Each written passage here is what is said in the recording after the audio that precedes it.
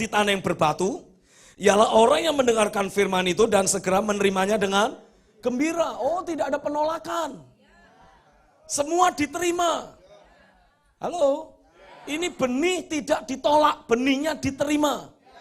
Tapi masalahnya benih itu tidak berakar dan tahan sebentar saja.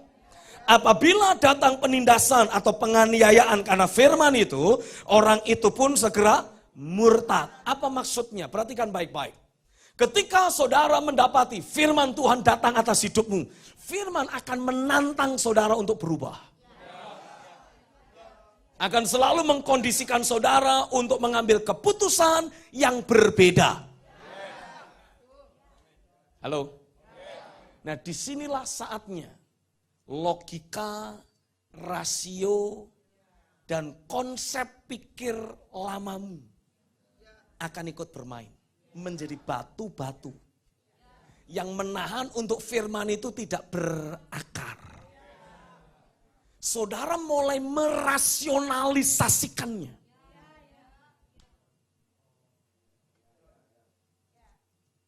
Saudara menjadikan konsep berpikirmu yang lama, yang belum alami pembaharuan akal budi, dasar keyakinanmu yang lama, halo, sebagai pot yang membatasi pertumbuhan akar. Di-contain di sana, dibatasi di sana. Saya tadi memberikan penegasan, kita harus hidup terbebas dari ketergantungan terhadap mamon. Oh, semua amin toh? Saudara menerima dengan gembira. Tapi kemudian kau mulai mikir, piye caranya ini? Bagaimana ini? Apa artinya kita bakar aja semua duit yang ada? Wah, ini mau ngajak miskin-miskinan ini. Logika berpikir saudara membatasi akarnya. Dan kapan kau akan membuang benih itu? Pada waktu datang aniaya. Waktu datang penindasan atau aniaya. Waktu saudara kejepit dengan kondisi keadaan dan engkau mulai butuh uang. Merasa aku butuh fresh cash. Saat itulah engkau buang benih itu. Lupa begitu saja bahwa kita harus hidup terbebas dari ketergantungan terhadap mamon. Itu sebabnya ada banyak dari saudara yang merasa, aku rasanya dulu pernah punya benih itu. Tapi sekarang cuma tahu doang. Karena memang pernah numbuh, tapi nggak bisa dalam. Selama semuanya oke, semuanya oke. Saudara mungkin mengkhotbahkannya juga. Jangan hidup bergantung sama uang. Wah, lalu kita bikin proyek pelayanan. Lalu kita bingung dari mana duitnya datang.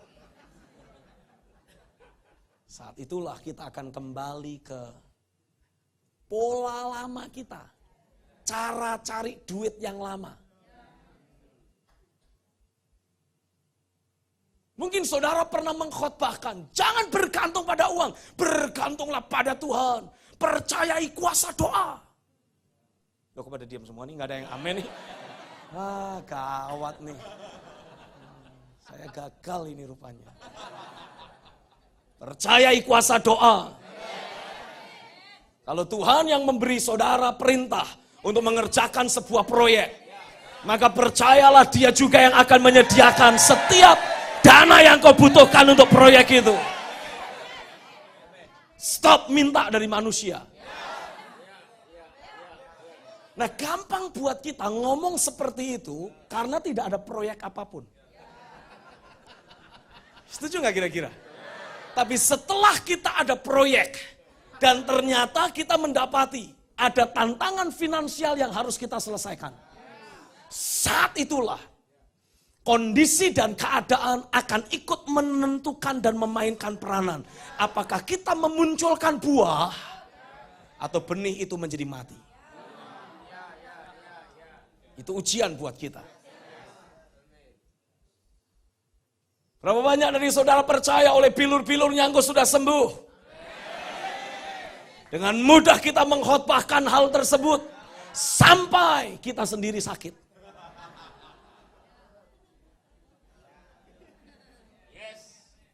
Dan di saat kita sakit itulah yang menentukan apakah akarnya berakar, menghasilkan buah, atau ternyata akarnya tipis, hanya di permukaan. Karena ada nalar, logika manusiawi, dasar berpikir lahiriah yang belum alami pembaharuan, tidak selaras dengan firman, yang menahan untuk tidak berakar. Langsung muncul logika, wah kalau panas dingin begini artinya demam. Mana dokter, mana dokter? Wah kalau sampai rasanya nyut, mana itu? Obatnya mana, obatnya mana, obatnya mana? Oskadon, oke.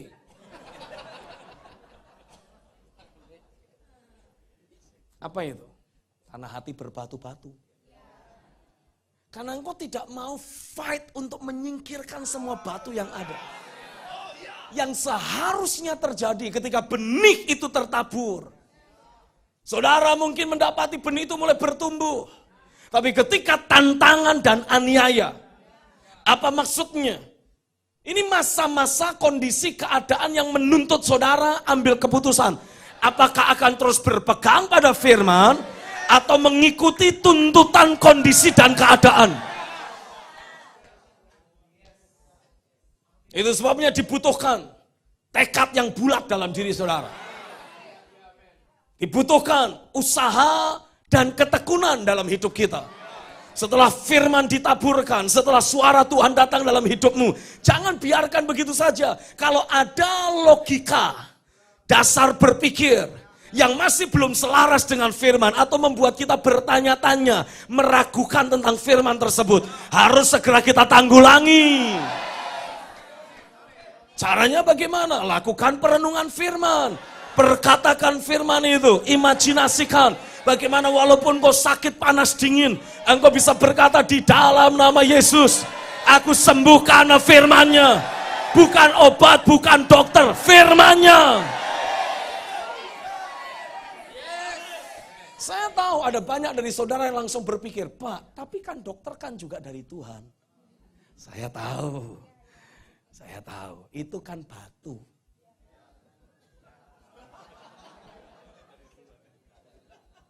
Saya tahu. Tapi yang saya mau tegaskan buat saudara adalah dimensi dan takaran hidup yang Tuhan mau untuk kita hidupi. Tidak lagi menganggap hal-hal yang natural sebagai sesuatu yang supernatural. Tapi sepenuhnya hidup dalam dimensi keilahian Tuhan. Saya tanya. Kalau saudara mempercayai dokter akan bisa menolong saudara sembuh. Sembuh nggak kira-kira? Kadang sembuh, kadang enggak. Tapi kalau saudara mengambil keputusan, udah nggak ada dokter-dokteran, aku hidup dari firman-Nya. Saya tanya, hidup nggak kira-kira? Hidup nggak kira-kira? Kalau engkau membangun hidupmu secara akurat, saya berani menjamin 100% hidup. Ada orang-orang tertentu yang sepertinya kalau ditinjau dari kacamata Tuhan, nekat. Hidup. Mati juga dia. Karena dia tidak membangun fondasi hidupnya dengan benar. Tapi kalau saudara bangun hidupmu secara akurat, walaupun saudara sudah, tapi engkau berkata, firman. Hidup dari firman. Tahu-tahu engkau bisa ngomong. Awalnya cuman, firman. Hidup dari firman. Tahu-tahu napasnya panjang. Hidup dari firman. Enggak berapa lama engkau cabut itu semua kabel-kabel dan selang-selang yang ada. Turun dari tempat tidurmu. Hidup dari firman. Itulah dimensi kehidupan yang saya mau engkau jalani sebagai hamba-hamba Tuhan. Biar engkau mendemonstrasikan keilahiannya, menyatakan kedaulatan kuasanya, Manusia hidup bukan dari roti saja, dari setiap firman.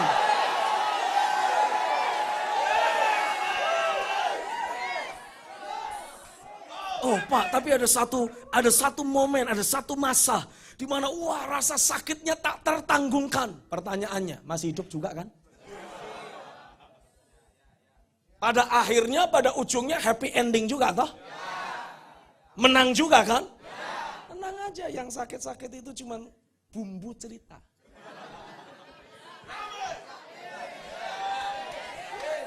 Supaya di seberang sana, saudara ceritanya itu asik. Anak cucu bisa melongo dengar cerita saudara.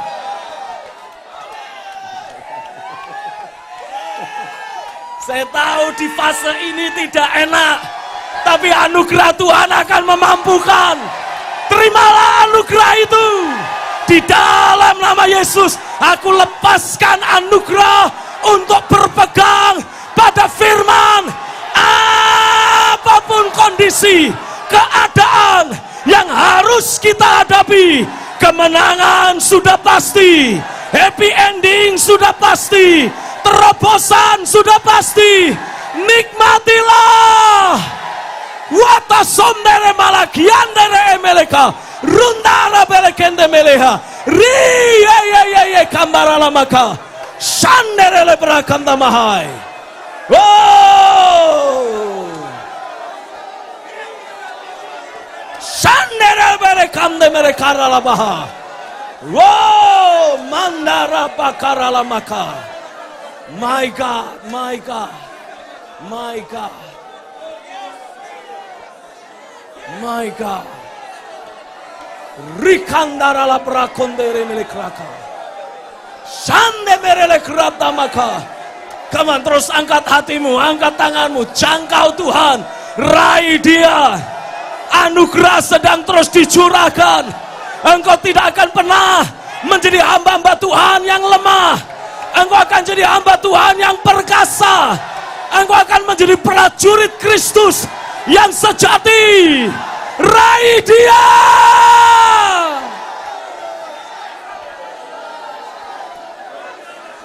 Karabakara bandara la brakata syekram alama rekenderele bakanderela berapa.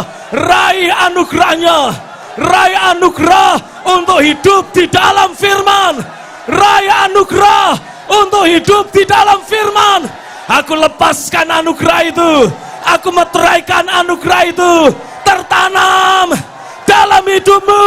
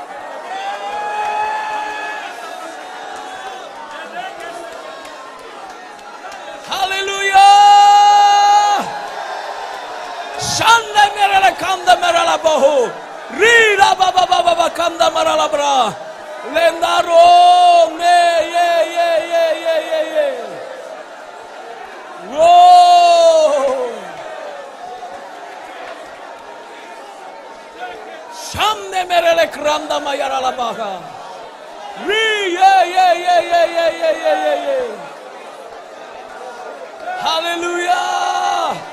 Anugerah untuk hidup di dalam firman. Anugerah untuk hidup di dalam firman. Anugerah untuk hidup di dalam firman-Nya. Kandarabayaraka. Oh ye ya kronda mayarala kruka.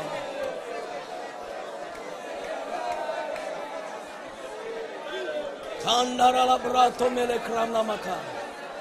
Aku meteraikan, aku meteraikan, aku meteraikan, aku meteraikan, aku meteraikan anugerah untuk hidup di dalam firman-Nya. Aku meteraikan atas hidupmu. Aku meteraikan tertanam kuat dalam dirimu. Berbuah, menghasilkan buah, berakar kuat, tertanam kuat. Demi nama Yesus, anugerah untuk melakukan firman-Nya, hidup dalam firman-Nya. My God. My God. My God.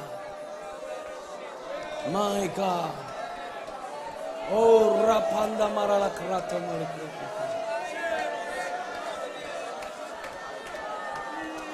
Oh, robo marele rele kreke mereka.